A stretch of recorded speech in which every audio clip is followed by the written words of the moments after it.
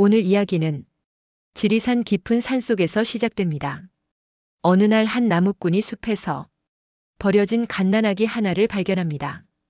그 아이를 데려온 순간 그의 인생은 완전히 바뀌게 됩니다. 그렇게 18년의 세월이 흐르고 장터에서 한 노인이 그 아이의 목걸이를 보는 순간 얼굴이 새하얗게 변해버립니다. 왜냐하면 그 목걸이는 평범한 사람이 가질 수 없는 물건이었기 때문입니다. 그렇다면 산속에서 발견된 이 아이의 정체는 무엇일까요? 그리고 그 비밀을 알게 된 나무꾼은 어떤 선택을 하게 될까요? 잠들기 전 편안하게 들을 수 있는 따뜻한 옛날 이야기 지금 시작합니다. 영상이 마음에 드신다면 구독과 좋아요로 응원해주세요. 그럼 지금부터 지리산 골짜기에서 시작된 한 아버지와 아들의 이야기를 들려드리겠습니다. 지리산 깊은 골짜기에는 이름 없는 마을이 하나 있었습니다. 지도에도 쉬이 오르지 않는 곳이었고 길을 아는 사람도 마을 사람들 뿐이었습니다. 봄이 오면 안개가 산허리를 감싸고 가을이 지나면 낙엽이 길을 덮어버렸습니다. 그 골짜기는 언제나 그런 식으로 바깥 세상과 스스로를 조금씩 끊어놓고 있었습니다. 마을 끝자락 산을 등지고 선 작은 집에 박도윤이라는 사내가 살고 있었습니다. 나이는 50을 갓 넘겼고 어깨는 넓었지만 허리는 조금 굽어 있었습니다. 산일을 오래 한 사람의 몸이었습니다. 말이 없었고 웃음도 드물었습니다. 하지만 그 드문 웃음이 나올 때면 마을 사람들은 괜히 마음이 좀 놓이곤 했습니다. 도윤은 젊은 시절 장터에서 나무를 팔아 입에 풀칠을 했습니다. 가진 것이 없었고 기댈 곳도 없었습니다. 부모는 일찍 세상을 떠났고 형제도 없었습니다. 장가를 들 나이가 되었을 때도 그는 산에 있었습니다. 누군가 중매를 넣으면 그는 조용히 고개를 저었고 그 이유를 입 밖에 낸 적은 없었습니다. 사람들은 그를 두고 말했습니다. 외로움에 익숙해진 사람이라고, 아니면 처음부터 혼자를 택한 사람이라고. 어느 쪽이 맞는지는 아마 도윤 자신도 정확히 알지 못했을 것입니다. 세월이 흐르면서 그는 장터 대신 산으로 올라갔습니다. 나무 대신 약초를 캐고 버섯을 모았습니다. 아는 사람이 사면 팔고 모르는 사람이 아프다 하면 그냥 주기도 했습니다. 그게 그의 방식이었습니다. 셈을 따지지 않는 방식, 말을 아끼는 방식, 하지만 결코 차갑지는 않은 방식. 그 집 앞에는 늘 등불이 2개 걸려 있었습니다. 낮에도 그 자리에 걸려 있었고 밤이 되면 조용히 불이 켜졌습니다. 비가 오는 날에도 바람이 부는 날에도 등불은 꺼지지 않았습니다. 마을 사람들은 그것을 이상하게 여겼습니다. 혼자 사는 사람이 왜 2개나 켜두는가 하고, 아이들은 심부름을 오다가 그 등불을 올려다보곤 했고 어른들은 그냥 지나치는 척하면서도 한 번씩 눈길을 주었습니다. 도윤은 아무 설명도 하지 않았습니다. 묻는 사람에게도 그저 빙긋 웃을 뿐이었습니다. 그 빙긋 웃음 속에 무엇이 들어있었는지 당시에는 아무도 알지 못했습니다. 그리고 사실 그 등불의 의미를 아는 사람은 세상에 단 한 명뿐이었습니다. 하람이라는 이름의 청년이었습니다. 그 청년이 이 집에 오게 된 것은 지금으로부터 18년 전의 일이었습니다. 봄이었습니다. 산에 진달래가 막 피어나던 무렵이었습니다. 도윤은 그날도 산에 올라가 나무를 하고 있었습니다. 이른 아침부터 오른 산이었고 해가 중천을 넘을 즈음에는 등짐이 제법 무거워져 있었습니다. 잠시 나무 그늘에 기대어 숨을 고르던 그때였습니다. 소리가 들렸습니다. 처음에는 바람 소리인가 싶었습니다. 골짜기 바람은 가끔 그런 소리를 냈습니다. 그런데 소리는 멈추지 않았습니다. 가늘고 작았지만 분명히 사람의 소리였습니다. 도윤은 등짐을 내려놓고 소리를 따라 걸었습니다. 큰 소나무 아래였습니다. 바구니 하나가 풀 위에 놓여 있었습니다. 그 안에 갓난아기가 있었습니다. 부드러운 천에 쌓인 채로 조용히 울고 있었습니다. 도윤은 한동안 서 있었습니다. 주위를 둘러보았습니다. 사람의 흔적은 없었습니다. 발자국도 목소리도 냄새도 없었습니다. 다만 아이의 목에는 작은 은목걸이가 걸려 있었고 그것이 봄볕을 받아 조용히 빛나고 있었습니다. 도윤은 쭈그려 앉아 아이를 바라보았습니다. 오래 바라보았습니다. 그가 그 자리에서 무슨 생각을 했는지는 알 수 없습니다. 그는 훗날에도 그날을 자세히 이야기한 적이 없었으니까요. 다만 그가 마침내 무릎을 펴고 일어섰을 때 그의 팔에는 아이가 안겨 있었습니다. 그리고 그는 산을 내려왔습니다. 등짐은 그 자리에 두고 집으로 돌아오는 길은 멀었습니다. 아이는 어느 순간부터 울음을 그쳤습니다. 도윤의 품이 따뜻했는지 아니면 지쳐서 잠이 든 것인지 그것도 알 수 없습니다. 다만 골짜기 바람은 그날따라 유난히 조용했고 산 그늘은 길게 드리워져 있었습니다. 그날부터 아이의 이름은 하람이 되었습니다. 이름을 짓는데 도윤은 오래 걸리지 않았습니다. 하람. 그것으로 충분했습니다. 왜 그 이름인지 묻는 사람도 없었고 도윤도 설명하지 않았습니다. 세월은 그렇게 쌓였습니다. 아이는 자랐고 집에는 웃음소리가 생겼습니다.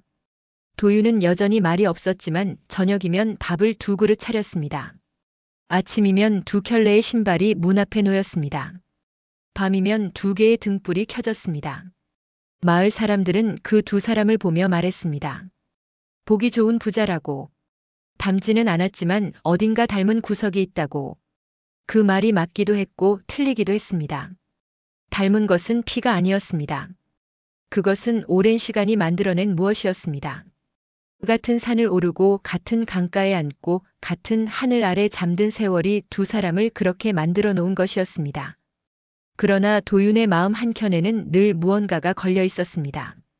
그것은 불안이라기보다는 어떤 예감에 가까운 것이었습니다. 이 아이가 어디에서 왔는지, 그 은목걸이에 새겨진 글귀가 무엇을 뜻하는지, 그리고 언젠가 그 물음이 밖으로 나올 날이 올 것인지, 그는 그 생각을 자주 했지만 입 밖에 낸 적은 없었습니다. 하람이 자라는 동안 그 목걸이는 늘 아이의 목에 걸려 있었습니다. 도윤은 한 번도 그것을 치우지 않았습니다. 숨기지도 않았습니다. 다만 먼저 이야기를 꺼내지 않았을 뿐입니다. 그는 그때는 알지 못했습니다. 그 작은 침묵이, 그 오래된 목걸이가 언젠가 이 골짜기의 조용한 일상 속으로 무언가를 끌어들이게 되리라는 것을. 그날 밤도 골짜기는 고요했습니다. 등불 2개가 집 앞에 흔들리고 있었고 강물은 소리 없이 흘렀습니다. 아무 일도 일어나지 않은 것처럼 보였습니다. 하지만 하람의 목에 걸린 그 은목걸이는 이미 오래전부터 무언가를 기다리고 있었는지도 모를 일이었습니다. 하람이 16살이 되던 해의 일이었습니다. 그 무렵 하람은 이미 도윤의 어깨에 닿을 만큼 자라 있었습니다. 목소리는 굵어졌고 손에는 굳은 살이 박이기 시작했습니다. 산을 오르는 걸음도 이제는 도윤보다 빠를 때가 많았습니다. 그래도 하람은 언제나 도윤보다 반걸음 뒤에서 걸었습니다. 앞서지 않았습니다. 그것이 그의 방식이었습니다. 도윤은 그 뒷모습을 보며 가끔 생각했습니다. 이 아이가 언제부터 저렇게 자랐는가 하고. 세월이란 것은 늘 그런 식으로 사람을 속입니다. 하루하루는 더디게 흐르는 것 같으면서도 돌아보면 어느새 강물처럼 흘러가 버린 뒤였습니다. 하람은 산을 좋아했습니다. 마을 아이들과 어울리기보다는 숲속을 혼자 걷는 일이 많았습니다. 다람쥐가 어깨 위에 올라와도 놀라지 않았고 산토끼가 발치에 와 앉아도 쫓지 않았습니다. 그 아이에게는 처음부터 그런 기운이 있었습니다. 거스르지 않는 기운, 받아들이는 기운. 도윤은 그것이 산에서 자란 덕이라고 생각했습니다. 아니면 태어날 때부터 가지고 온 무엇인가가 그 아이 안에 있는 것인지도 모른다고 그런 생각을 할 때도 있었습니다. 하지만 그 생각은 늘 거기서 멈췄습니다. 더 깊이 들어가지 않았습니다. 그해 여름이 끝날 무렵이었습니다. 하람은 강가에서 물을 깃다가 물 위에 비친 자신의 얼굴을 오래 들여다보았습니다. 그러다 문득 목에 걸린 은목걸이를 손으로 잡았습니다. 늘 거기 있었던 것이었습니다. 어릴 때부터. 아침에 눈을 뜨면 거기 있었고 밤에 잠이 들 때도 거기 있었습니다. 너무 오래 함께 있었기 때문에 오히려 눈에 들어오지 않던 것이었습니다. 그날은 달랐습니다. 하람은 목걸이를 풀어 손바닥 위에 올려놓았습니다. 은빛은 세월에 조금 바랬지만 모양은 그대로였습니다. 작고 단단한 패 모양이었습니다. 그리고 그 뒷면에 손톱만 한 크기로 글씨가 새겨져 있었습니다. 봄바람 궁. 하람은 그 글자를 손끝으로 천천히 더듬었습니다. 글씨는 깊지 않았습니다. 오래되어 일부는 닳아 있었습니다. 하지만 읽을 수 없을 만큼 지워진 것은 아니었습니다. 분명히 사람이 정성을 들여 새긴 글씨였습니다. 그날 저녁 하람은 도윤에게 물었습니다. 아버지, 이게 무슨 뜻이에요? 도윤은 목걸이를 받아들고 잠시 바라보았습니다. 그 잠시가 조금 길었습니다. 옛날 궁궐 이름일지도 모르지. 그것이 전부였습니다. 도윤은 더 말하지 않았고 하람도 더 묻지 않았습니다. 밥상 위에는 그날도 된장찌개 냄새가 조용히 피어올랐습니다. 저녁은 그렇게 지나갔습니다. 하지만 하람의 손은 그날 밤 내내 목걸이를 쥐고 있었습니다. 잠이 든 뒤에도 손은 펴지지 않았습니다. 도윤은 그것을 보았습니다. 하람의 방문 앞을 지나다가 잠든 아이의 손을 보았습니다. 그는 오래 서 있었습니다. 들어가지도 떠나지도 않은 채로. 그러다 조용히 돌아섰습니다. 마루에 앉아 밤하늘을 올려다보았습니다. 별이 많은 밤이었습니다. 골짜기 바람은 서늘했고 등불 2개가 처마 아래서 흔들리고 있었습니다. 도윤은 그날 밤 오랫동안 잠을 이루지 못했습니다. 봄바람궁. 그 4글자가 머릿속에서 지워지지 않았습니다. 그가 18년 전 산에서 아이를 데려온 날부터 그 글자는 늘 그의 마음 어딘가에 걸려 있었습니다. 묻어두었던 것이 아니었습니다. 다만 꺼내지 않았을 뿐이었습니다. 그는 그것이 예사로운 이름이 아닐 수 있다는 것을 알고 있었습니다. 궁이라는 글자는 아무데나 붙이는 이름이 아니었으니까요. 하지만 그는 그 생각을 끝까지 밀고 나가지 않았습니다. 18년 동안 그래왔듯이 그 밤에도 그는 생각을 거기서 접었습니다. 이 아이가 어디에서 왔든 지금 이 골짜기에서 밥을 먹고 잠을 자고 있다는 것. 그것이 전부였습니다. 그것으로 충분하다고 그는 스스로에게 말했습니다.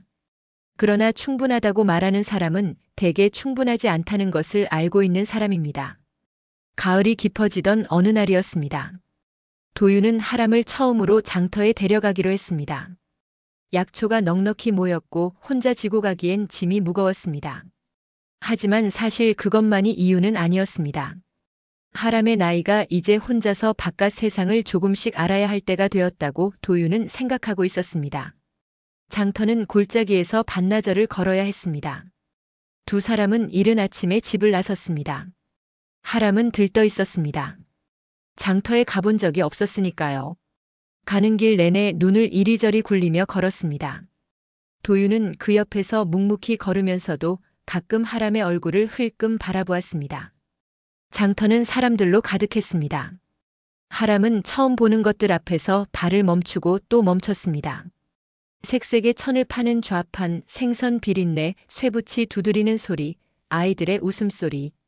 그 모든 것이 하람에게는 낯설었지만 두렵지는 않았습니다. 오히려 그 눈빛은 어딘가 익숙한 것을 다시 만난 사람처럼 편안해 보였습니다.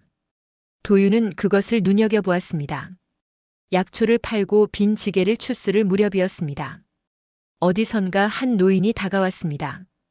허리가 굽고 지팡이를 짚은 노인이었는데 옷은 낡았지만 어딘가 범상치 않은 인상을 가진 사람이었습니다. 그 노인의 눈이 하람의 목걸이 위에서 멈췄습니다. 순간 노인의 몸이 굳는 것이 느껴졌습니다. 눈에 띌 만큼의 변화는 아니었습니다. 그러나 도윤은 보았습니다. 노인의 손이 지팡이를 조금 더 꽉 쥐는 것을, 숨을 한 번 참았다가 내쉬는 것을. 노인은 하람에게 조용히 물었습니다. 이 목걸이 어디서 났느냐? 하람은 해맑게 웃으며 대답했습니다. 어릴 때부터 가지고 있었어요. 노인은 잠시 하람의 얼굴을 바라보았습니다. 무언가를 재는 것 같기도 했고 무언가를 참는 것 같기도 했습니다. 그러다 이내 표정을 풀었습니다. 그래. 오래된 물건 같구나. 잘 간직하거라. 그것으로 끝이었습니다. 노인은 돌아섰고 장터의 사람들 사이로 천천히 사라졌습니다. 하람은 이미 다른 좌판 쪽으로 눈길을 돌리고 있었습니다. 하지만 도윤은 그 자리에서 움직이지 못했습니다. 그 노인이 목걸이를 보았을 때의 그 굳음, 그 침묵, 그 참음. 그것이 무엇인지 도윤은 정확히 알 수 없었습니다. 알고 싶지 않다는 마음이 더 컸는지도 몰랐습니다. 두 사람은 해가 기울기 전에 장터를 떠났습니다. 돌아오는 길에 하람은 연신 오늘 본 것들을 이야기했습니다. 도윤은 고개를 끄덕이며 들었습니다. 평소와 다르지 않은 저녁이었습니다. 그러나 도윤의 발걸음은 평소보다 조금 무거웠습니다. 골짜기로 돌아오는 길 어둠이 산 아래부터 차오르고 있었습니다. 하람은 앞서 걷고 있었고 도윤은 그 뒷모습을 바라보며 생각했습니다. 그 노인은 이 목걸이를 알고 있었다. 그리고 알면서도 말하지 않았다. 왜 말하지 않았는가? 그것이 도윤의 마음속에 돌처럼 가라앉았습니다. 아무리 밀어내도 가라앉은 채로 있었습니다. 집에 돌아오자 하람은 저녁을 먹고 일찍 잠자리에 들었습니다. 피곤했을 것이었습니다. 도윤은 혼자 마루에 앉아 등불을 바라보았습니다. 불꽃은 조용했습니다. 바람도 없는 밤이었습니다.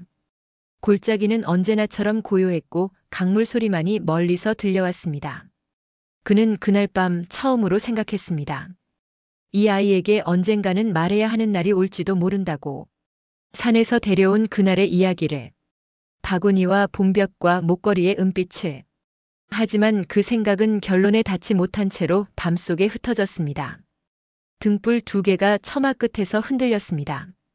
그리고 그 흔들림 속에서 도윤이 아직 알지 못하는 무언가가 조용히 가까워지고 있었습니다. 그의 겨울은 유난히 길었습니다. 눈이 많이 내렸고 골짜기로 드는 길은 며칠씩 막히기도 했습니다. 장작이 넉넉했고 된장독도 든든했습니다. 두 사람은 그 긴 겨울을 집 안에서 조용히 버텼습니다. 하람은 새끼를 꼬거나 도윤이 캐온 약초를 다듬었고 도윤은 농기구를 손보거나 가끔 책을 펼쳤습니다. 말이 없는 집이었습니다. 하지만 말이 없어도 불편하지 않은 집이었습니다. 두 사람 사이에는 오랜 세월이 만들어낸 어떤 온도가 있었습니다. 설명할 수는 없지만 그 온도 안에 있으면 굳이 말을 찾을 필요가 없는 그런 것이었습니다. 겨울이 끝나갈 무렵 하람은 부쩍 말이 줄었습니다. 도윤은 처음에는 계절 탓이라고 생각했습니다. 긴 겨울 끝에는 사람도 짐승도 조용해지는 법이었으니까요. 그런데 봄이 오고 산에 진달래가 피기 시작해도 하람의 눈빛은 여전히 어딘가 먼 곳을 향해 있었습니다. 밥을 먹다가도 멈출 때가 있었고 산을 오르다가도 문득 걸음을 세우고 서 있을 때가 있었습니다. 도윤이 이름을 부르면 그제야 돌아보며 웃었습니다. 그 웃음은 여전히 하람의 웃음이었지만 그 뒤에 무언가가 있었습니다. 도윤은 묻지 않았습니다. 그것이 그의 방식이었습니다. 먼저 묻지 않는 것, 기다리는 것. 그 기다림이 때로는 지혜이고 때로는 회피라는 것을 그는 알면서도 그 경계를 구분하지 않으려 했습니다. 봄이 깊어지던 어느 날 오후였습니다. 하람은 혼자 강가에 나가 있었습니다. 도윤은 멀찍이서 그것을 보았습니다. 하람은 물가에 쭈그려 앉아 목걸이를 손에 쥔 채 오래 있었습니다. 물에 손을 담그지도 일어서지도 않고 그저 앉아 있었습니다. 도윤은 그 자리에서 발을 돌렸습니다. 그날 저녁이었습니다. 밥상을 사이에 두고 두 사람이 마주 앉았을 때 하람이 먼저 말을 꺼냈습니다. 아버지. 도윤은 수저를 내려놓았습니다. 저는 왜 다른 아이들처럼 마을에서 살지 않아요? 그것이 전부였습니다. 하람은 그 이상 말하지 않았습니다. 따지거나 원망하는 목소리가 아니었습니다. 그저 오래 품고 있던 것을 조용히 꺼내놓은 목소리였습니다. 도윤은 잠시 말이 없었습니다. 그러다 천천히 입을 열었습니다. 이 골짜기가 더 좋잖아. 여기 공기도 좋고 별도 잘 보이고. 하람은 잠깐 도윤의 얼굴을 바라보다가 이내 고개를 끄덕였습니다. 맞아요. 저는 이 산이 좋아요. 그 말은 진심이었습니다. 하람이 거짓으로 말하는 아이가 아니라는 것을 도윤은 알고 있었습니다. 하지만 그 진심 안에도 물음은 여전히 남아 있었습니다. 대답이 닿지 않은 채로. 도윤은 그것을 알면서도 더 말하지 않았습니다. 밥상은 조용히 치워졌고 저녁은 그렇게 지나갔습니다. 그날 밤 두 사람은 강가에 나갔습니다. 여름이 오기 전 강물은 맑고 차가웠습니다. 하람은 돌 위에 걸터 앉았고 도윤은 그 옆에 조용히 자리를 잡았습니다. 하늘에는 별이 가득했습니다. 구름 한 점 없는 밤이었습니다. 한동안 두 사람은 아무 말도 하지 않았습니다. 별빛이 강물 위에 내려앉아 흔들렸습니다. 개구리 소리가 멀리서 들려왔습니다. 바람은 없었지만 공기는 서늘하고 깨끗했습니다. 하람이 하늘을 올려다보며 말했습니다. 아버지, 저 별 보이세요? 저기 저 밝은 것. 도윤도 고개를 들었습니다. 보인다. 저 별은 혼자네요. 도윤은 대답하지 않았습니다. 하람도 더 말하지 않았습니다. 강물은 조용히 흘렀고 두 사람은 나란히 앉아 오래 하늘을 바라보았습니다. 그 침묵 안에 무엇이 있었는지는 말로 옮길 수 없는 것이었습니다. 집으로 돌아오는 길에 하람이 말했습니다. 저는 이 산이 좋아요. 그런데 가끔은요, 아버지. 하람은 거기서 말을 멈췄습니다. 도윤은 걸음을 늦추지 않았습니다. 하람도 끝내 말을 잇지 않았습니다. 그 잘린 문장이 골짜기 바람 속으로 사라졌습니다. 도윤은 그것을 듣고도 듣지 않은 척 걸었습니다. 그래야 한다고 생각했습니다. 아니면 그렇게 하지 않으면 자신도 버텨낼 수 없다는 것을 알고 있었는지도 모릅니다. 하람이 잠든 뒤 도윤은 마루에 오래 앉아 있었습니다. 이 아이가 묻고 있는 것이 무엇인지 그는 알고 있었습니다.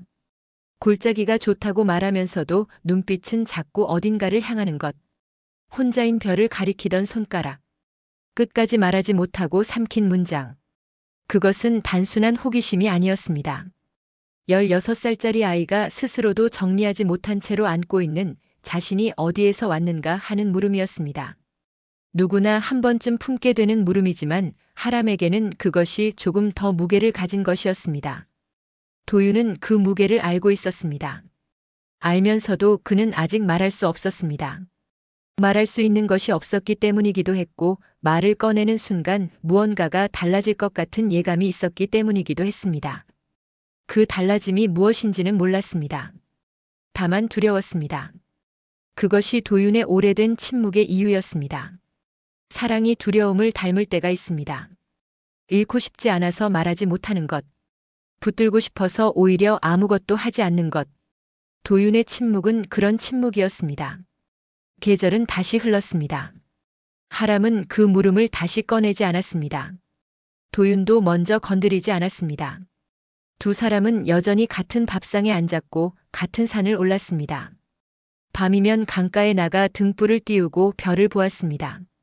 겉으로 보면 아무것도 달라지지 않은 것 같았습니다. 그러나 도윤은 알고 있었습니다.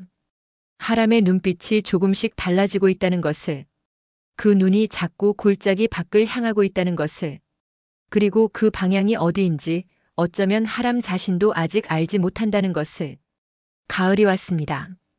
단풍이 산을 물들이던 어느 아침 하람이 일찍 일어나 혼자 산으로 올라갔습니다. 도윤은 그 뒷모습을 문간에서 바라보았습니다.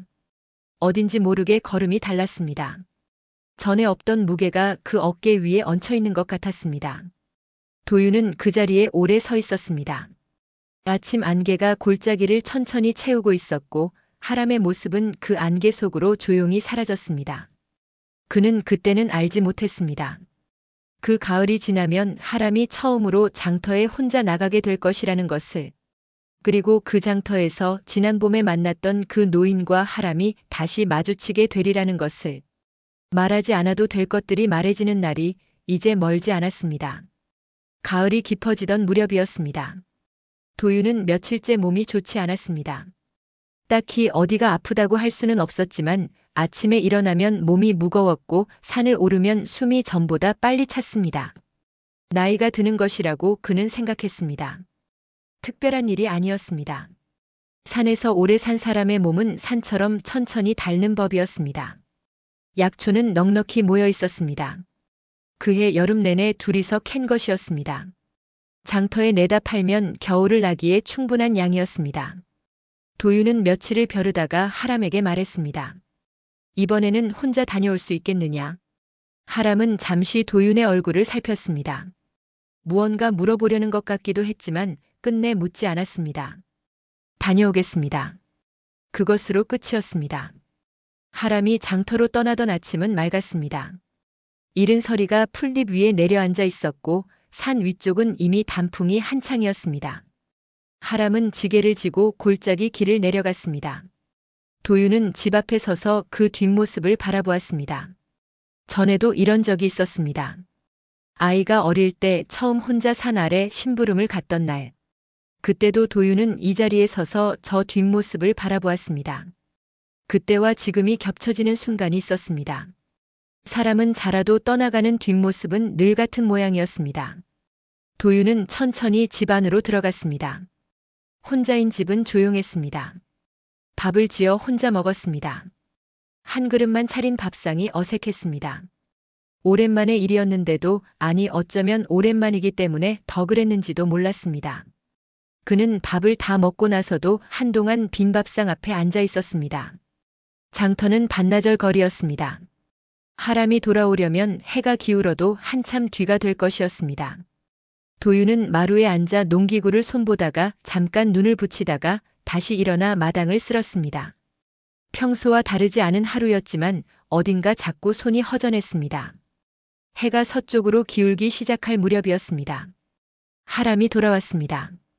지게는 가벼워져 있었습니다. 약초는 다 팔린 모양이었습니다. 얼굴은 발그레했고 걸음은 빨랐습니다. 골짜기 어귀에서부터 도윤의 눈에 들어온 그 모습은 언뜻 아무 일도 없었던 사람처럼 보였습니다. 그런데 가까이 올수록 뭔가 달랐습니다. 표정이 밝은 것과는 별개로 눈빛 안에 무언가가 들어와 있었습니다. 새로 생긴 무게 같은 것, 아니면 오래된 물음이 조금 더 구체적인 형태를 얻은 것 같은 그런 빛이었습니다. 도윤은 아무것도 묻지 않았습니다. 저녁밥을 차리고 두 사람이 마주 앉았습니다. 하람은 장터에서 있었던 일들을 이것저것 이야기했습니다. 약초가 생각보다 좋은 값에 팔렸다는 것, 옆 좌판에서 호박엿을 나눠줬다는 것, 마을 어귀 느티나무 아래 엿장수가 새로 왔다는 것. 도윤은 고개를 끄덕이며 들었습니다. 그러다 하람이 잠시 말을 멈추었습니다. 숟가락을 내려놓고 잠깐 밥상 위를 내려다보다가 천천히 입을 열었습니다. 아버지, 그 노인을 다시 만났어요. 도윤의 손이 멈췄습니다. 장터에서요. 저를 알아보더니 먼저 말을 걸었어요. 도윤은 수저를 내려놓았습니다. 하람은 그날 있었던 일을 천천히 이야기했습니다. 노인이 먼저 다가와 이름을 물었고 어디서 사는지 물었고 누구와 함께 사는지 물었다고 했습니다. 하람은 솔직하게 대답했습니다. 지리산 골짜기에 산다고, 아버지와 둘이 산다고. 노인은 그 말을 듣고 오래 하람의 얼굴을 바라보았다고 했습니다. 그러다 한마디를 했다고 했습니다. 너는 얼굴이 참 귀하게 생겼구나. 그것뿐이었습니다. 노인은 그 말을 남기고 다시 사람들 사이로 사라졌다고 했습니다. 하람은 그 말의 의미를 몰랐습니다. 그저 이상하다고 생각했다고 했습니다.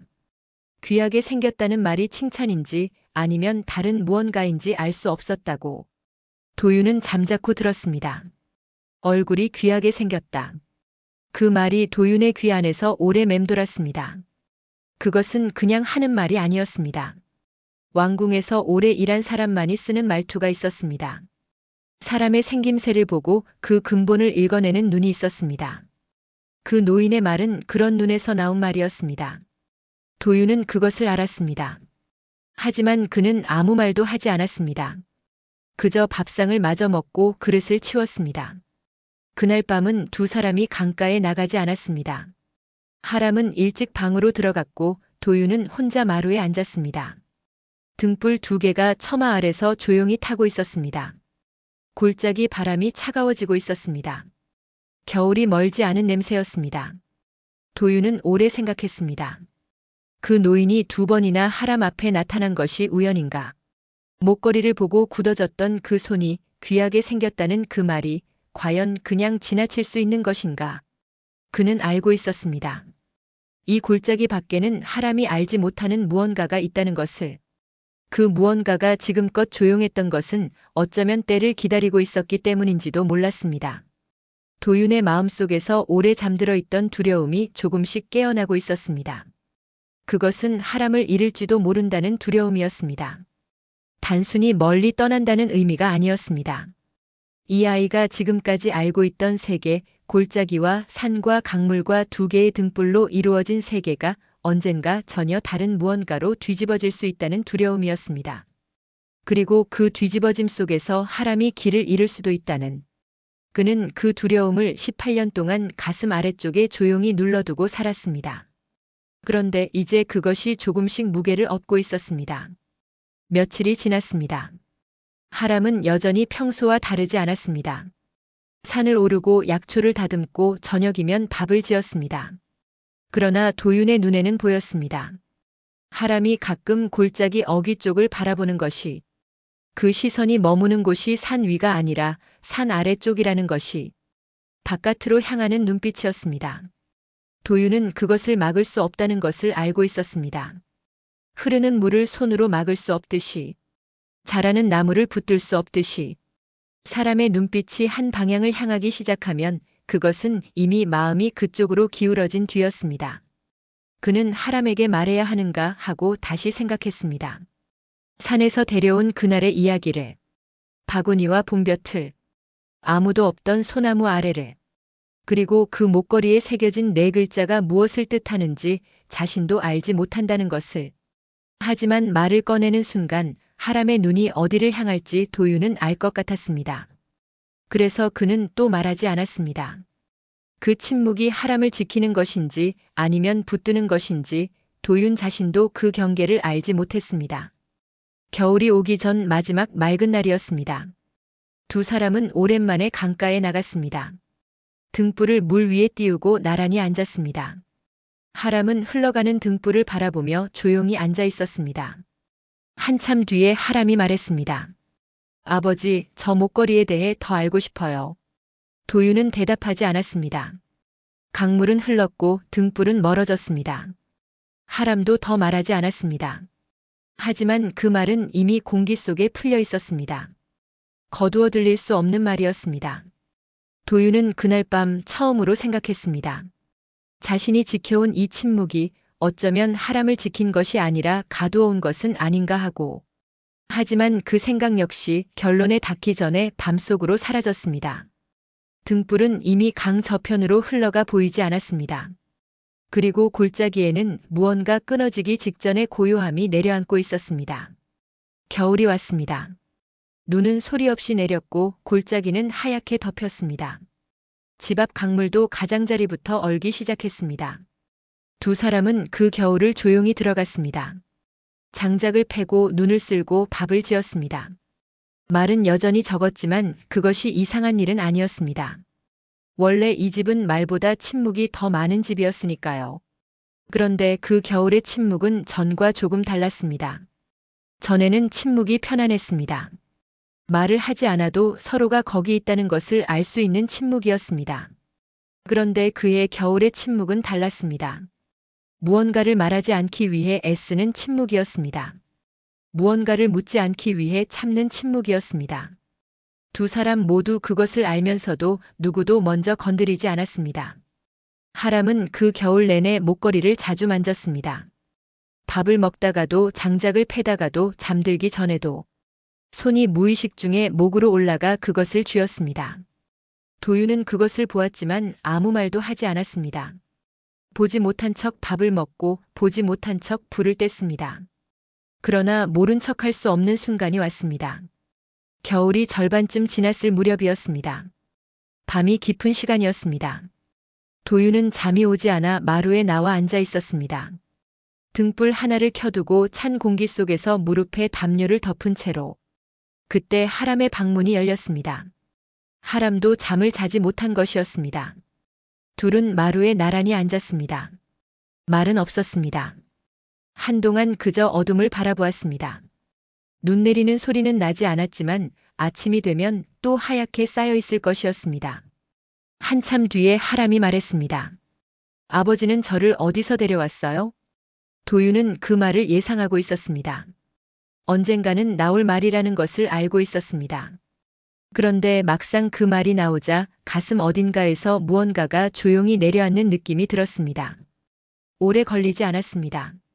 도윤은 천천히 입을 열었습니다. 산에서. 그리고 그는 말했습니다. 18년 만에 처음으로. 봄날이었다고. 진달래가 피던 무렵이었다고. 나무를 하러 올라간 산에서 이상한 소리를 들었고 소리를 따라가니 큰 소나무 아래 바구니가 하나 있었다고. 그 안에 갓난아기가 들어 있었다고. 주변에는 아무도 없었다고. 하람은 아무 말도 하지 않았습니다. 도윤은 계속 말했습니다. 아이의 목에 은목걸이가 걸려 있었다고. 부드러운 천에 쌓여 있었다고. 등짐은 산에 두고 아이만 안고 내려왔다고. 거기까지 말하고 도윤은 멈췄습니다. 하람은 오랫동안 침묵했습니다. 무릎 위에 손을 올려놓은 채로 어둠 속 한 곳을 바라보았습니다. 그 얼굴에 무엇이 지나가는지 도윤은 읽을 수가 없었습니다. 어떤 감정인지 어떤 생각인지. 그러다 하람이 조용히 물었습니다. 왜 지금까지 말하지 않으셨어요? 도윤은 대답하지 못했습니다. 할 말이 없어서가 아니었습니다. 할 말이 너무 많아서 어디서부터 꺼내야 할지 알 수 없었습니다. 그리고 그 말들 중 어느 것도 지금 이 아이 앞에 내놓기에 충분한 말이 없다는 것을 알았습니다. 하람은 더 묻지 않았습니다. 마루에는 오래 침묵이 흘렀습니다. 등불이 가늘게 흔들렸습니다. 바깥에는 바람이 없었습니다. 산도 강도 집도 모두 눈 속에 잠겨 있었습니다. 한참 뒤에 하람이 먼저 일어섰습니다. 자야겠어요. 그것뿐이었습니다. 하람은 방으로 들어갔고 문이 조용히 닫혔습니다. 도윤은 그 닫힌 문을 오래 바라보았습니다. 화가 난 것인지 슬픈 것인지 아무렇지도 않은 것인지 하람의 목소리에서는 아무것도 읽히지 않았습니다. 그것이 오히려 더 무거웠습니다. 울거나 소리를 질렀다면 차라리 나았을 것이었습니다. 도윤은 그날 밤 뜬 눈으로 세웠습니다. 다음 날 아침 하람은 평소처럼 일어났습니다. 밥을 지었고 도윤의 밥상을 차렸습니다. 아무 일도 없었던 것처럼. 아무 말도 하지 않았고 도윤도 하지 않았습니다. 그런데 밥을 먹는 내내 하람의 손이 자꾸 목걸이로 올라갔습니다. 전보다 더 자주였습니다. 그리고 전보다 더 오래 쥐고 있었습니다. 그 겨울이 끝나가던 어느 날이었습니다. 하람이 도윤에게 말했습니다. 봄이 오면 장터에 다시 나가겠습니다. 도윤은 고개를 끄덕였습니다. 자연스러운 말이었습니다. 약초도 다시 모을 때가 되었고 지난 가을에 팔고 남은 것들도 있었습니다. 그런데 하람은 거기서 잠시 머뭇거렸습니다. 그러다 조용히 덧붙였습니다. 그 노인을 다시 찾아볼까 합니다. 도윤의 손이 멈췄습니다. 하람은 도윤의 얼굴을 보지 않았습니다. 마당 쪽을 바라보면서 담담하게 말했습니다. 목걸이에 대해 물어보고 싶다고. 그 노인이 무언가를 알고 있는 것 같다고. 틀릴 수도 있지만 그냥 넘어가기엔 마음에 걸린다고. 도윤은 아무 말도 하지 못했습니다. 반대할 이유를 찾으려 했습니다. 그 노인이 누군지도 모른다고. 장터에서 우연히 마주친 사람일 뿐이라고. 하지만 그 말들이 입 밖으로 나오기 전에 도윤은 알았습니다. 그것이 이유가 아니라 두려움이라는 것을. 하람은 답을 기다리지 않았습니다. 그냥 마당으로 나가 눈을 쓸기 시작했습니다. 빗자루 소리가 조용하고 규칙적으로 들려왔습니다. 도윤은 그 소리를 들으며 자리에서 일어나지 못했습니다. 봄은 아직 오지 않았습니다. 그러나 무언가는 이미 시작되고 있었습니다. 도윤은 창 너머로 하람을 바라보았습니다. 눈을 쓰는 그 뒷모습은 여전히 하람이었습니다. 이 골짜기에서 자란 하람이었습니다. 산을 오르고 강가에 앉고 별을 바라보던 하람이었습니다. 그런데 그 뒷모습이 그날따라 조금 멀어 보였습니다. 도윤은 오랫동안 그 자리에 앉아 있었습니다. 그는 그때는 알지 못했습니다. 봄이 오면 하람이 장터로 나갈 것이고 그 노인을 찾을 것이고 그 만남이 이 골짜기의 조용한 시간들을 돌이킬 수 없는 방향으로 흘려보내게 되리라는 것을. 등불 2개가 집 앞에 걸려 있었습니다. 낮인데도 켜져 있었습니다. 바람이 없는 날이었는데도 불꽃은 미세하게 흔들리고 있었습니다. 봄은 천천히 왔습니다. 산 아래부터 먼저 풀렸습니다. 얼었던 땅이 녹으면서 흙냄새가 올라왔고 골짜기 강물이 다시 소리를 내기 시작했습니다. 처마 끝에 매달렸던 고드름이 낮 동안 조금씩 짧아졌고 아침마다 새소리가 조금씩 늘었습니다. 하람은 그 변화를 하나하나 눈여겨보는 것 같았습니다. 전에도 봄을 맞이할 때마다 산으로 올라가 진달래를 보고 왔었습니다. 그런데 그의 봄은 달랐습니다. 하람은 산 위를 보는 것이 아니라 산 아래를 보고 있었습니다. 골짜기 어귀 쪽을, 길이 시작되는 쪽을. 그 눈빛은 봄을 기다리는 것이 아니라 무언가 다른 것을 기다리는 눈빛이었습니다. 도윤은 그것을 보면서도 아무 말을 하지 않았습니다. 겨울 내내 그랬듯이, 그 전 가을에도 그랬듯이, 그는 말을 아꼈고 기다렸고 그 기다림이 무엇을 향한 것인지 스스로도 알지 못한 채로 하루하루를 보냈습니다. 진달래가 피기 시작하던 무렵이었습니다. 하람이 아침 일찍 일어나 지게를 꺼냈습니다. 겨우내 모아둔 약초 묶음들을 하나씩 챙겼습니다.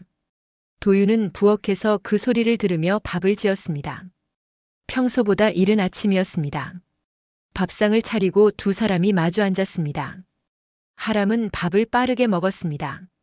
서두르는 것이 아니라 마음이 이미 다른 곳에 가 있는 사람처럼 먹었습니다. 도윤은 천천히 밥을 먹으면서 하람의 얼굴을 바라보았습니다.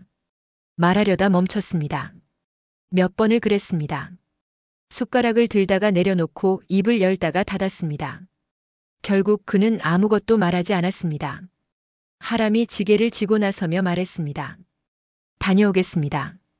도윤은 고개를 끄덕였습니다. 하람은 골짜기 어귀로 걸어갔습니다. 도윤은 집 앞에 서서 그 뒷모습을 바라보았습니다. 봄 안개가 낮게 깔려 있었고 하람의 모습은 그 안개 속으로 천천히 들어갔습니다. 사라지는 것이 아니었습니다. 그런데 도윤의 가슴 속에서는 사라지는 것처럼 느껴졌습니다. 그는 오래 그 자리에 서 있었습니다. 안개가 걷히고 나서도 하람이 완전히 보이지 않게 된 뒤에도 장터까지는 반나절이었습니다. 하람은 걸으면서 무슨 생각을 했을까요? 그것은 알 수 없습니다. 다만 그는 장터에 닿기 전부터 이미 그 노인을 찾고 있었을 것입니다. 약초를 팔면서도 사람들 사이를 오가면서도 눈은 늘 한 방향을 향하고 있었을 것입니다. 노인은 있었습니다. 장터 끄트머리였습니다. 낡은 나무 괴짝 위에 앉아 볕을 쬐고 있었습니다. 지팡이를 무릎 위에 올려놓은 채로 눈을 반쯤 감고 있었습니다. 장터의 소란과는 전혀 상관없는 사람처럼 보였습니다. 하람이 다가가자 노인은 눈을 떴습니다. 먼저 알아본 것은 노인이었습니다. 왔구나. 기다렸다는 말처럼 들렸습니다. 하람은 지게를 내려놓고 노인 앞에 섰습니다. 노인은 하람의 얼굴을 천천히 바라보았습니다. 그 눈빛은 단순히 사람을 알아보는 눈빛이 아니었습니다. 무언가를 확인하는 눈빛이었습니다. 하람은 목걸이를 꺼내 노인에게 내밀었습니다. 이것에 대해 알고 계신 것이 있으시면 말씀해 주십시오. 노인은 목걸이를 받아들었습니다. 손이 떨렸습니다. 나이든 손의 떨림이 아니었습니다. 다른 종류의 떨림이었습니다. 노인은 목걸이 뒷면의 글자를 손끝으로 더듬었습니다. 봄바람궁. 그 글자 위에서 노인의 손이 멈췄습니다. 한동안 노인은 아무 말도 하지 않았습니다. 장터의 소리들이 멀어지는 것 같았습니다. 두 사람 사이에만 이상한 고요함이 내려앉았습니다. 그러다 노인이 천천히 입을 열었습니다. 봄바람궁은 왕궁 안에 있던 작은 별채의 이름이다. 하람은 숨을 참았습니다. 오래전에 문을 닫은 곳이지. 그곳에 살던 분이 계셨는데. 노인은 거기서 말을 멈추었습니다. 무언가를 결정하는 것 같았습니다. 말을 해야 하는가 말지 않아야 하는가. 그 결정이 쉽지 않은 것 같았습니다. 하람은 기다렸습니다. 노인은 하람의 얼굴을 다시 한번 오래 바라보았습니다. 그러다 작게 한숨을 내쉬었습니다. 그분의 아이가 있었다. 사정이 있어 궁 밖으로 내보내진 아이였지. 그것뿐이었습니다. 노인은 더 말하지 않았습니다. 목걸이를 하람의 손에 돌려주고 지팡이를 짚으며 천천히 일어섰습니다. 하람이 물었습니다. 그 아이가 저입니까? 노인은 대답하지 않았습니다. 다만 돌아서기 전에 노인은 조용히 말했습니다. 내 아비에게 전하여라. 오래 잘 지켰다고. 그리고 노인은 장터 사람들 사이로 사라졌습니다. 이번에는 전과 달랐습니다. 금방 다시 나타날 것 같지 않았습니다. 어딘가 마지막 말을 남기고 가는 사람의 걸음이었습니다. 하람은 오래 그 자리에 서 있었습니다. 손 안에 목걸이가 있었습니다. 늘 거기 있던 것이었습니다. 그런데 지금은 전과 다른 무게로 느껴졌습니다. 같은 물건인데 손바닥 위에 그것이 조금 전과는 달라진 것 같았습니다. 아니면 달라진 것은 하람 자신이었는지도 몰랐습니다. 돌아오는 길은 멀었습니다. 하람은 천천히 걸었습니다. 지게는 가벼워져 있었지만 발걸음은 무거웠습니다. 길 옆으로 진달래가 피어 있었습니다. 붉고 환한 꽃이었습니다. 하람은 그것을 보지 못하는 것 같았습니다. 걸으면서 하람은 생각했을 것입니다. 왕궁 안의 별채. 사정이 있어 내보내진 아이. 오래 잘 지켰다는 말. 그 말들이 무엇을 뜻하는지 하람은 어렴풋이 알 것도 같았습니다. 하지만 알 것 같다는 것과 아는 것은 달랐습니다. 그리고 그것을 확인하는 일이 하람은 두렵기도 했을 것입니다. 골짜기 어귀에 닿았을 때 해가 기울고 있었습니다. 산그늘이 길게 드리워졌고 공기는 서늘해졌습니다. 집 앞에서 도윤이 기다리고 있었습니다. 마당 가에 서서 하람이 오는 쪽을 바라보고 있었습니다. 두 사람의 눈이 마주쳤습니다. 도윤은 하람의 얼굴을 보는 순간 알았습니다. 무슨 일이 있었다는 것을, 그리고 그 일이 자신이 18년 동안 막으려 했던 것과 이어져 있다는 것을. 하람은 도윤 앞에 섰습니다. 그리고 노인이 마지막으로 남긴 말을 전했습니다. 오래 잘 지켰다고. 도윤은 그 말을 듣는 순간 눈을 감았습니다. 잠깐이었습니다. 아주 잠깐 눈을 감았다가 떴습니다. 그 짧은 순간 안에 무엇이 지나갔는지는 알 수 없었습니다. 18년이 지나갔는지도 몰랐습니다. 두 사람은 말없이 집 안으로 들어갔습니다. 저녁밥을 지었고 밥상을 차렸습니다. 그릇 소리가 조용하게 났습니다. 불빛이 부드럽게 흔들렸습니다. 밥을 먹는 내내 두 사람은 말이 없었습니다. 하지만 그 침묵은 전과 달랐습니다. 무언가를 숨기는 침묵이 아니었습니다. 무언가를 함께 알게 된 사람들이 그것을 천천히 받아들이는 침묵이었습니다. 밥상을 치우고 나서 하람이 말했습니다. 아버지. 도윤은 하람을 바라보았습니다. 저는 어떻게 해야 합니까? 도윤은 대답하지 않았습니다. 할 수 없었습니다. 그것은 도윤이 대신 결정해 줄 수 있는 것이 아니었습니다.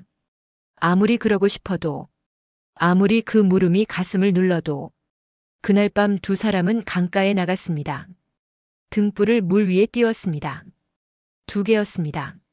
언제나처럼.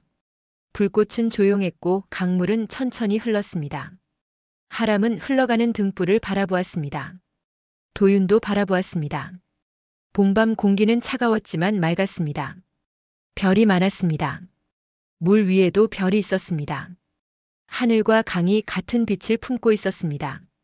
2개의 등불은 나란히 흘러갔습니다. 한동안 그렇게 나란히 있었습니다. 그러다 강물의 흐름이 달라지는 곳에서 두 등불은 천천히 방향이 갈렸습니다. 하나는 오른쪽으로, 하나는 왼쪽으로. 서로를 향해 다시 모이려는 것처럼 잠깐 흔들리다가 결국 멀어졌습니다. 도윤은 그것을 끝까지 바라보았습니다. 하람도 바라보았습니다. 두 사람은 그 뒤로도 오래 강가에 앉아 있었습니다. 아무 말도 하지 않았습니다. 등불은 이미 어둠 속으로 사라지고 없었습니다. 강물 소리만이 남아 있었습니다. 그리고 그 강물 소리 속에서 두 사람이 함께 보낸 18년이 조용히 흔들리고 있었습니다. 아직 아무것도 결정되지 않았습니다. 하지만 무언가는 이미 바뀌어 있었습니다. 돌이킬 수 없는 방식으로. 며칠이 지났습니다. 그 며칠 동안 두 사람은 평소와 다르지 않은 하루를 보냈습니다. 아침에 일어나 밥을 지었고 산에 올라 약초를 캤고 저녁이면 밥상을 마주하고 앉았습니다. 말은 여전히 적었습니다. 하지만 그 적음이 전과는 달랐습니다. 피하는 적음이 아니었습니다. 무언가를 함께 안고 가는 적음이었습니다. 하람은 그 며칠 동안 아무 말도 하지 않았습니다.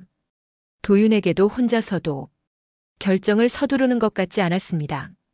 그렇다고 잊으려는 것 같지도 않았습니다. 다만 조용히 그것을 들고 있었습니다. 무거운 것을 갑자기 내려놓지도 억지로 들고 뛰지도 않는 사람처럼. 도윤은 그 모습을 바라보았습니다.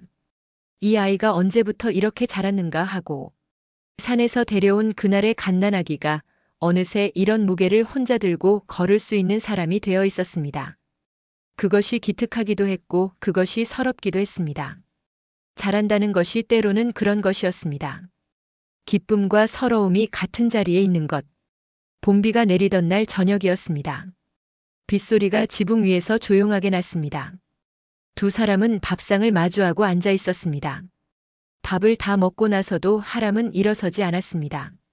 빈 그릇 앞에 앉아 빗소리를 듣고 있었습니다.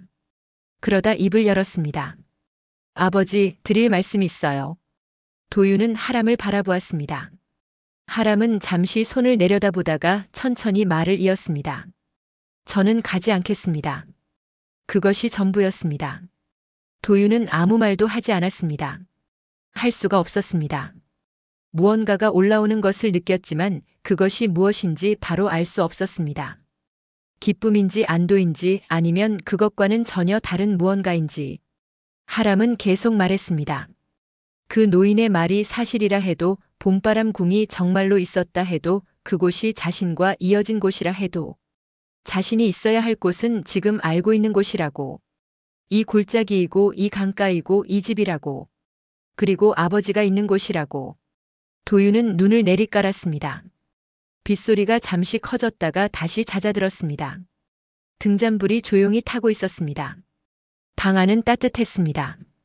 도윤이 천천히 말했습니다. 후회하지 않겠느냐? 하람은 잠깐 생각하는 것 같았습니다.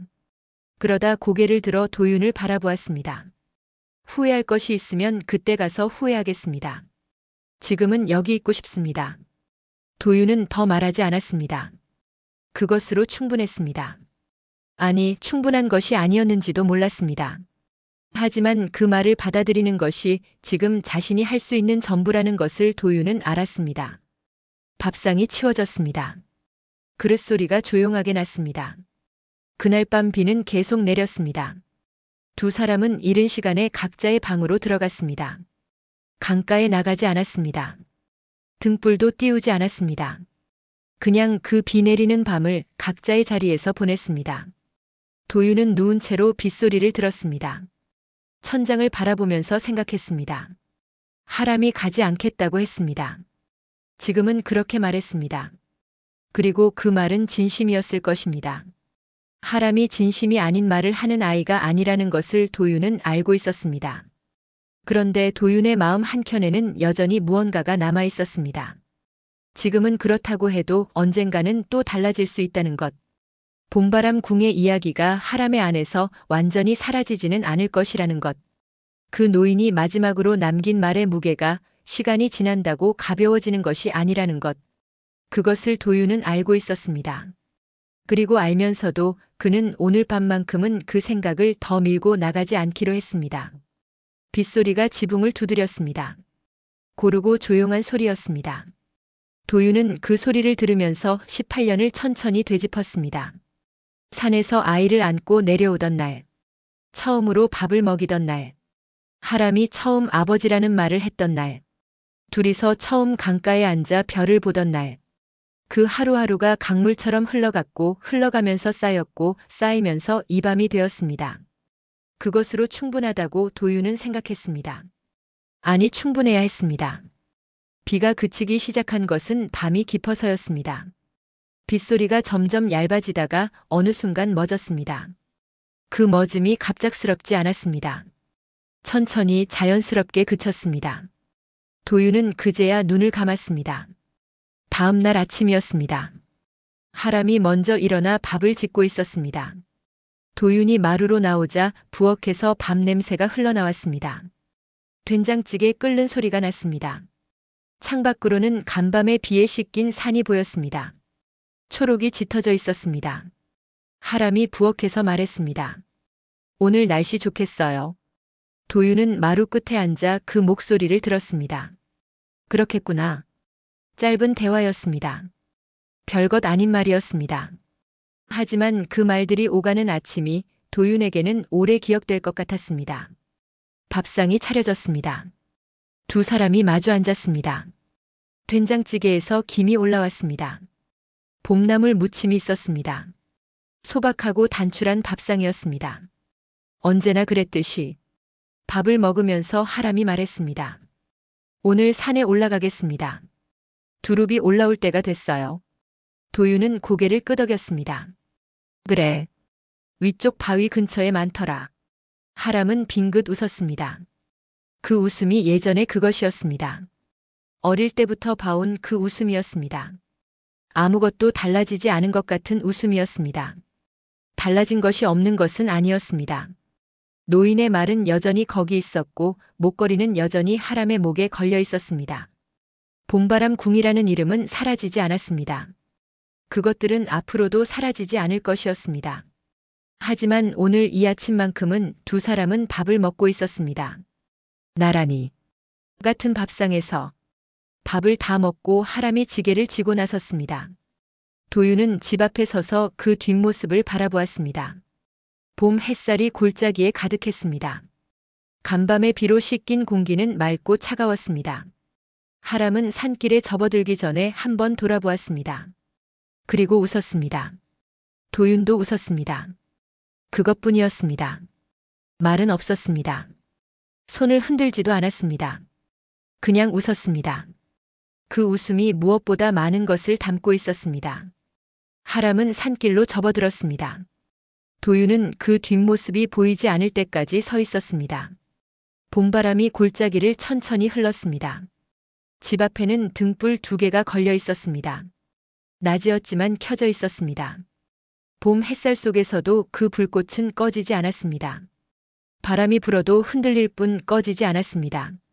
하나는 하람이 처음 이 골짜기에 온 날을 위한 것이었고, 하나는 앞으로 두 사람이 함께 보낼 날들을 위한 것이었습니다. 도윤은 마루에 앉았습니다. 오래 앉아 있었습니다. 봄볕이 마루 끝까지 들어와 있었습니다. 따뜻했습니다. 강물 소리가 멀리서 들렸습니다. 새소리가 났습니다. 바람이 지나갔습니다. 아무 일도 일어나지 않는 아침이었습니다. 그리고 그것이 도윤이 18년 동안 바라온 것이었습니다. 소란하지 않은 것, 뒤집어지지 않는 것, 내일도 밥을 2그릇 차릴 수 있는 것, 저녁이면 강가에 나가 등불을 띄울 수 있는 것, 그것이 전부였습니다. 그것으로 충분했습니다. 봄볕은 따뜻했고 골짜기 바람은 부드러웠습니다. 등불 2개는 오늘도 꺼지지 않고 타고 있었습니다. 그 불빛 아래 지리산 깊은 골짜기의 하루가 조용히 흘러가고 있었습니다. 이야기는 여기까지입니다. 지리산 깊은 골짜기에서 우연히 만난 한 아기와 한 사내.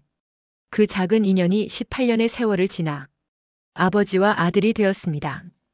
세상은 여전히 넓고 하람의 앞에는 아직 많은 길이 남아있을지도 모릅니다. 하지만 오늘 밤만큼은 두 사람이 같은 밥상에 앉아 같은 등불을 바라보고 있습니다. 어쩌면 우리가 살아가며 바라는 것도 그리 대단한 것이 아닐지도 모릅니다. 내일도 밥을 함께 먹을 사람이 있고, 밤이 되면 돌아갈 집이 있고, 누군가를 위해 등불 하나를 켜둘 수 있는 것, 그것이면 충분한 삶일지도 모릅니다. 오늘 이야기가 마음에 남으셨다면 구독과 좋아요로 채널을 응원해주세요. 여러분의 구독과 좋아요는 이렇게 따뜻한 옛날 이야기를 계속 전해드릴 수 있는 큰 힘이 됩니다. 다음 밤에도 잠들기 전 편안한 이야기로